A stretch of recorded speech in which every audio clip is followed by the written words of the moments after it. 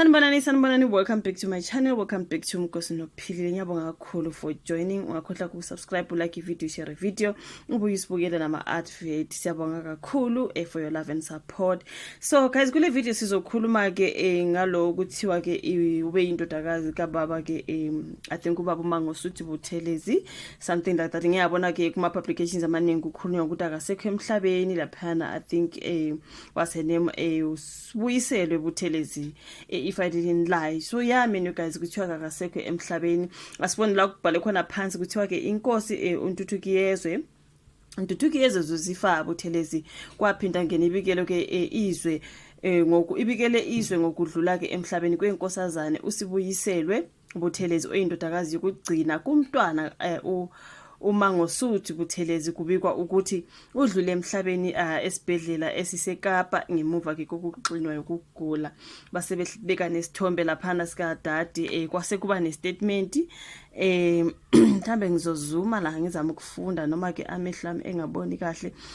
Asibone ukuthi announcement of the passing of the I do not know his horn. I think so. Princess Sibuyiselwe Angela Buthelezi, MP. Statement by the Honorable. I think this is Honorable Princess Entutukiyezwe Zuzifa Buthelezi, inkosi of the Buthelezi clan, on behalf of the Buthelezi family. In the early hours of this morning, the Buthelezi family received the devastating news of the untimely passing of Her Royal Highness Princess Sibuyiselwe Angela Buthelezi. It is with deep pain that we share this loss with the nation.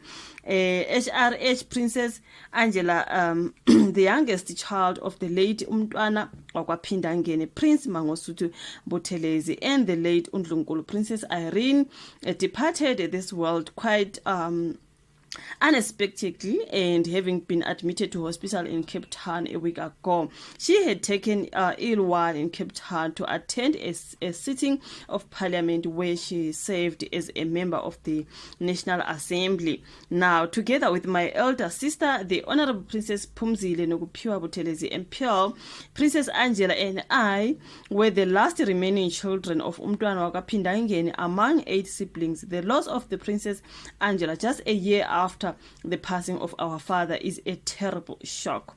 While her health was not perfect for several years, we did not expect this sudden news. Princess Angela is survived by her only child, her beloved daughter, Princess Ntando.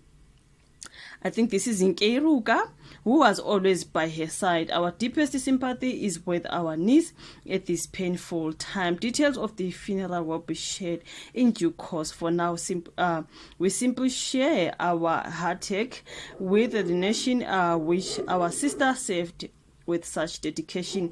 Isona statement ke lapana esibhalela phana ke kuthiwa akasekho emhlabeni ke umama laphana uSibuyiselwe Buthelezi oyindodakazi ke yokugcina kumntwana waka uMangosuthu Buthelezi. Into ezikanjalo kuthiwa ugulile bakokugula waseyadlula emhlabeni. Lubhalela phana udaba ngathi nke ngalibona mangathi ngiye kaZimoja. I think I saw where they are talking about the passing of the princess. Yes, the story, but MP and Mangosuthu Buthelezi's daughter has passed away. Princess Sibuyiselwe Angela Buthelezi, who was also an IFP member of Parliament, died this morning at a Cape Town hospital where she was admitted a week ago. Lona daba laphana balubhalile ke lukhona everywhere else bafethu ke noma singeke sisho kuningi okwamanje basabi ukuthi akasekho ke emhlabeni. She is also a member of Parliament. May her soul rest in peace, you guys. Kushuzo kuningi okulandelayo, maybe I will continue in an update ke ngibona lolu daba ke lubhaliwe ngoba sizo ukuthi indodakazi and also a member of MP obengumntana kababa uMangosuthu Buthelezi naye ke usedlulile emhlabeni. Sasesithi asedlulise ke nawo umlayezo. Thank you so much ukuthi ubuke video, usiya like, uya subscribe, uya share ke sizobe sibona futhi kwenye ivideo elandelayo. Bye.